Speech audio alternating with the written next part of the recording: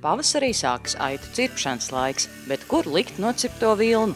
Lai uzzinātu vairāk par vilnas pārstrādi, žurnāls Agratops agrā pavasarī viesojās Dundagā, Pāces vilnas fabrikā. Šī ir vienīgā vieta Latvijā, kur veic pilnu vilnas pārstrādes procesu, no mazgāšanas un šķirošanas līdz pat dzīves krāsošanai.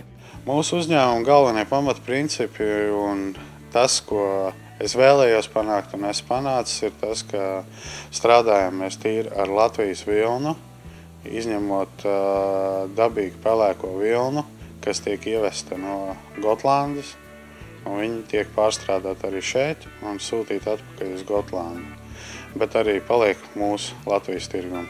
Galvenais ir tas, ka strādājam ar Latvijas vilnu, un šajā vilnā nav nekādu piemaisījumu, tā ir tīra 100% Latvijas produkts. Otrs pamatprincips, ko es gribēju panākt un ir panākts, tā ir vilnas mazgāšanas procesā netiek pievienotas ne ķīmijas, ne šampūni, jo mēs gribam saglabāt pēc iespējas vairāk, lai paliek lanolīns dzijā.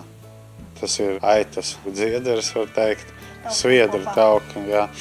Un viņa gala rezultātām dzijā, ja viņa nonāk un no dzijas ir uztaisīts kaut vai pieņemsim zeķes, jā, tad respektīvi viņai ir vasarā jāatdzēsas, ziemā jāsilda. Tā ir tā funkcija, ko mēs vēlamies panākt un esam patreiz panākuši, un līdz ar to tā kvalitāte ir tāda, kā mums ir. Tas ir roku darbs, mēs ar rokām lasam ārā salmus, mēslus un tā tālāk. Jebkuru vilnu, kas tiek mums atvest, mēs viņu šķirojam, un izmantošanas process viņai var būt dažāds. Pieņemsim, tas pirmais izmantošanas process ir daudzkrāsainās dzijas. Tā būtu pati labākā vilna tiek atlasīta, tad ir otrā, arī no tās pašas labās vilnas.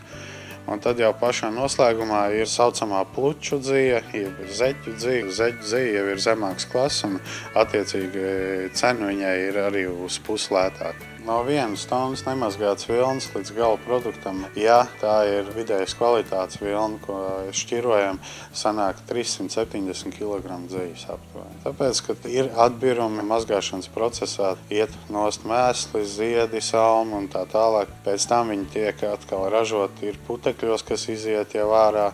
Un līdz ar to gala rezultāts ir tāds, kāds ir, kad mēs mainām vilnu pret dziju, mēs liekam procentuāli 41%. Tas ir automātiski tā. Atvedam mēs tonu vilnas uz šejien, mēs viņu nosveram, pieņemam, izšķirojam, visa tona, ja ir laba, tātad pretī var saņemt 410 kg dzijas uzreiz, un ir jāpiemaksā pārstrādes vērtība.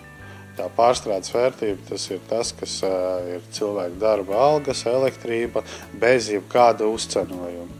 Tā ir tīrā pārstrādes vērtība, un tas ir par gatavo dzijas kilogramu, tie ir vidēji 3,50 lati. Respektīvi, ja cena šai dzijai, ko jūs redzat, ir 7,80 lati, tātad, ja viņi uz maiņu ies, tātad viņai būs 3,61 lati. Cik jums ir toņi? Vidējais, tas, kas mums ir, tas ir aptuveni 35-40 toņi. Tas būs tieši par divkārtīgajām dzijām. Šeit tās daudzkrāsainās ir apmēram kaut kādi 15 toņi. Un tad jau ir tālāk, mēs skatāmies, pieņemsim, ir atsevišķi pasūtījumi. Mēs sadarbojamies ar ļoti daudziem rokdarbniekiem, ar audējiem. No mūsu dzijām tiek ražots arī bērnu rotaļlietas, tiek pildīts viņas ar vilnu, kas ir pie mums mazgāta. Tā kā projekti ir ļoti daudz, kur mēs iesaistamies, un man liekas, tāds viens no tiem slavenākajiem varētu būt lācēns Hugu, kas ir Latvijā izstrādāts lācēns, tamborēts no mūsu dzijas, pildīts ar mūsu vilnu Latvijas.